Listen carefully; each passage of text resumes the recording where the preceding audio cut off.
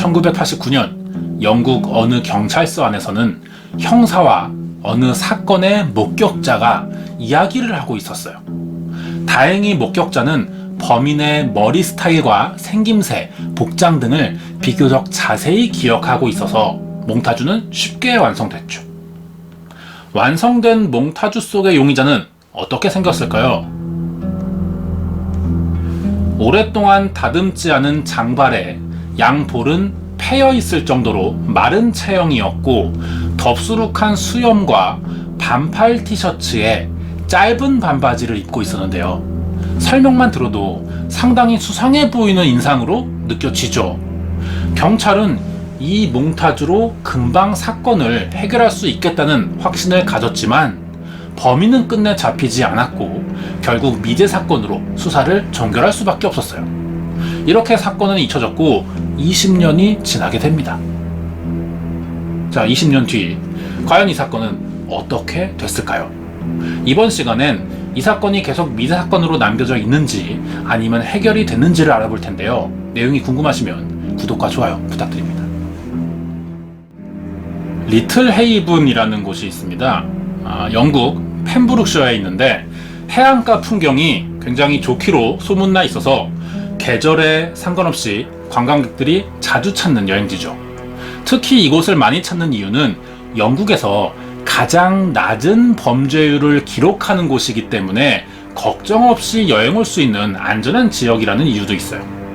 그런데 이런 곳에서 관광객을 노린 사건이 일어납니다.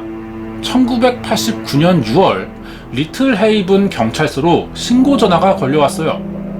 자신의 이름을 토마스 딕슨이라고 밝히며 자세한 상황을 설명했는데 부모님이 며칠 전 이곳으로 여행을 갔고 그때부터 연락이 되지 않고 있다는 겁니다. 경찰은 바로 수색견을 데리고 해안가 수색을 시작했죠. 그리고 얼마 지나지 않아서 두 구의 시신을 발견하게 되는데 신고자였던 토마스 딕슨이라는 남성의 부모였습니다. 피해자는 피터 딕슨과 그웬다 딕슨 부부였는데 경찰이 피해자의 주변 사람들을 조사해 보니 사망한 피해자들은 친절한 사람들이었기 때문에 원한을 살 만한 일은 하지 않았다고 증언했거든요. 그렇다면 금전이나 또 다른 어떤 목적에 의해 범인이 접근한 것이라고 생각해 볼 수 있겠죠. 시신을 조사해 보니 이 부부는 여행 마지막 날 범인을 만나서 사망한 것이었어요. 발견 당시 피해자들의 시신들이 양손은 뒤로 묶인 채 바닥에 엎드려 있는 상태였고 남편인 피터는 뒤통수에 3발의 사냥용 엽총을 맞아 사망했습니다. 상황을 잘 떠올려 보면 마치 처형을 한 듯한 느낌이죠. 그렇다면 범인은 이들을 데리고 한동안 같이 있었을 가능성이 높아요.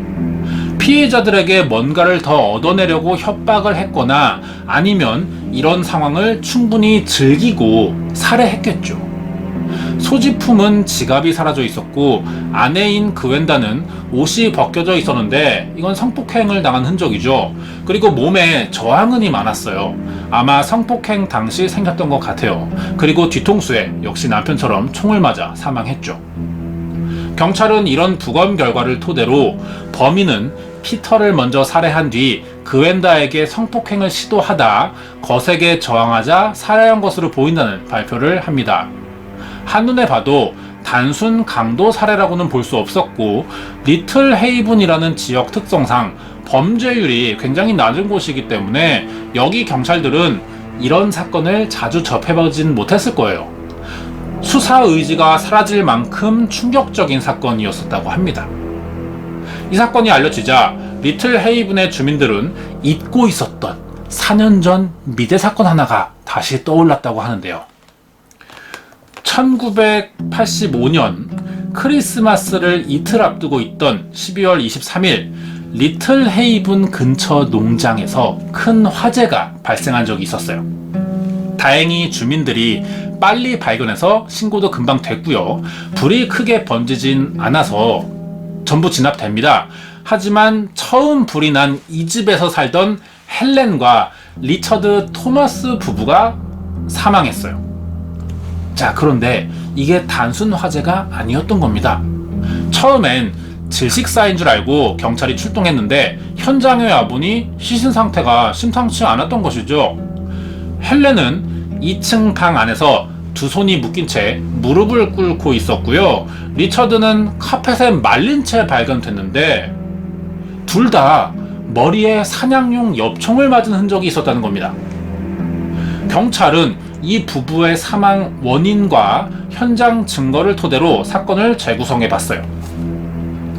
집안에 몰래 들어온 범인이 혼자 있던 헬렌을 제압해 양손을 결박했고 뒤통수에 엽총을 쏴 살해한 뒤 현장에 남아있다가 나중에 집에 들어온 남편 리처드에게도 총을 쏴 죽였고 카펫으로 감싼 다음 그 위에 불을 지른 것이라는 결론을 내렸죠.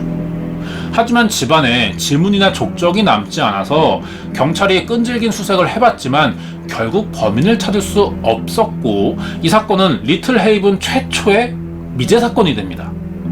그리고 4년 뒤 같은 지역에서 비슷한 사건이 다시 일어나게 된 거예요. 두 사건은 4년 간격을 두고 있었지만 상당히 많은 공통점이 있죠. 토머스 부부와 딕슨 부부가 모두 살해됐는데 여기에 쓰인 흉기가 사냥용 엽총이었다는 것과 범죄 발생 시각이 새벽이라는 점, 그리고 부부가 모두 같은 공간에서 살해당했다는 점이죠. 마을 주민들은 다시 엽총 살인마가 나타났다는 소문에 밖에 나가지도 못하고 사람들과 대화도 하지 않았어요. 그러자 마을이 삭막해지면서 여행객이 줄었고 관광 수입이 줄자 사람들의 형편도 같이 어려워졌는데요. 범인도 문제지만 지역 경제가 침체되자 경찰은 아주 빨리 범인을 검거해야만 됐어요. 과연 딕슨 부부를 살해한 범인은 어떻게 찾을 수 있을까요? 시작에서 몽타주에 대한 이야기를 했었죠. 처음엔 목격자가 나타나지 않았어요. 그런데 경찰은 어떻게 1989년 리틀 헤이븐에서 살인사건을 저지른 범인의 몽타주를 그릴 수 있었냐는 겁니다. 이 계기는 범인이 스스로 붙잡히게 되는 빌미를 준 거나 마찬가지였습니다. 사건을 수사하면서 경찰이 딕슨 부부가 여행을 왔다가 살해된 바로 다음 날 오전 7시에 은행 현금 지급기에서 피해자의 카드로 300파운드가 인출된 것을 확인하게 돼요. 그리고 즉시 지역의 모든 은행을 조사해서 목격자가 있다는 사실을 알아냈죠. 이 사람은 다행히 범인을 자세히 기억했기 때문에 몽타주를 그려낼 수 있었던 겁니다. 범인은 장발에 정돈 안 된 수염과 건장한 체격을 가진 백인 남성이었고 목격 당시 자전거를 탄 상태로 반팔 티셔츠와 아주 짧은 반바지를 입은 채로 현금이 든 가방을 들고 사라졌다는 진술도 했어요. 하지만 목격자가 한 명밖에 없었고 아무리 자세히 기억해도 사람의 기억은 시간이 지나면 자신도 모르게 왜곡될 수밖에 없죠. 그래서 이 몽타주 한 장에만 의존해서는 범인을 찾아내기 어려웠던 겁니다. 범행이 일어난 1989년에는 과학 수사가 도입되지도 않았죠. 그래서 리틀 헤이븐이나 다른 지역에 있는 용의자 6,000명을 일일이 대조해보는 수밖에 없었는데 여기서도 범인을 찾는 데는 실패하면서 결국 누구인지를 밝혀내지 못했고 리틀 헤이븐의 엽총살인마는 끝내 붙잡히지 않게 됐어요. 그런데 시간이 지나면서 이 사건이 다시 재조사가 됩니다. 딕슨 부부가 살해된 지 20년 만인 2006년 미제 사건을 전문으로 다루는 전담반이 창설된 거죠. 팀장인 스티브 윌킨스는 전담 수사팀과 리틀 헤이븐에서 일어난 두 건의 엽총살인마 사건을 맡게 됐어요. 윌킨스 팀장은 범인의 살인 도구가 엽총이라는 것이 중요해 보인다는 생각에 지난 20년간 리틀 헤이븐을 포함한 펜브룩셔 지역에서 엽총으로 범행을 저지른 살인사건 용의자들을 모두 조사하는데 그중 유력 용의자 한 명이 눈에 들어옵니다. 이 사람은 1989년 펜브룩셔 일대에서 30건의 강도와 강간 혐의로 16년형을 받은 존 윌리엄 쿠퍼라고 하는데요. 이 사람의 범행 도구도 엽총이었다는 점에서 눈에 띄었던 거예요. 윌킨스는 쿠퍼가 엽총을 사용했다는 이유로 이 사건과 관련이 있을지도 모른다는 생각을 했지만 결정적인 증거 자료는 나타나지 않았거든요. 그러던 중 쿠퍼 쿠퍼가 예전에 유명했던 불스아이라는 TV 프로에 출연했다는 사실을 알아냈고 영국 방송국의 협조를 얻어서 1989년 5월에 쿠퍼가 출연한 영상분을 확보하게 됩니다. 한참 영상을 보던 윌킨스의 눈에 낯익은 남자가 발견됐어요. 자신이 만난 적 있던 누군가와 닮았다는 느낌이 들긴 했지만 처음엔 중요하게 생각하지 않았습니다. 잘 기억이 나지도 않았고 지금은 빨리 범인을 찾아야 한다는 것에만 집중했었거든요. 그렇게 계속 영상을 보던 중 화면 속에 이 남자가 옆으로 몸을 돌리자마자 윌킨스는 바로 화면을 정지합니다. 그리고 자료실을 뒤져서 한 장의 그림을 찾아오는데요. 바로 17년 전 사건을 담당하는 형사가 그린 몽타주였어요. 윌킨스는 TV 속 쿠퍼와 몽타주를 비교해 보고는 쿠퍼가 20년 전에 일어난 살인사건의 범인이라는 것을 짐작했고 계속 영상을 보면서 결정적인 단서를 찾아내게 됩니다. 영상에서 사회자가 쿠퍼의 취미를 물어본 거예요. 그러자 쿠퍼가 자신은 스쿠버 다이빙을 좋아하는데 특히 리틀 헤이븐의 해안가를 자주 찾는다고 대답했어요. 1989년에 딕슨 부부가 살해당한 그 해안가였죠. 방송에서 말한 대로라면 쿠퍼는 이 TV 프로에 출연했고 한 달 뒤 리틀 헤이븐을 가서 딕슨 부부를 살해했던 겁니다. 윌킨스는 이제 정말 쿠퍼가 범인이 맞다고 확신하게 됐죠. 그리고 쿠퍼의 신상을 확인해 보니 강도 혐의로 검거된 적이 있었어요. 검거될 당시 경찰서에서 취조를 받던 영상도 찾아낼 수 있었는데 담당 형사의 질문에 아무 말을 하지 않고 있다가 혐의를 인정하냐는 질문에는 네라고 짧게만 대답한 거예요. 범죄자들은 보통 경찰의 질문에 변명을 많이 하죠. 자신은 범인이 아니라는 식으로 많이 합니다. 그런데 쿠퍼는 정반대였던 거예요.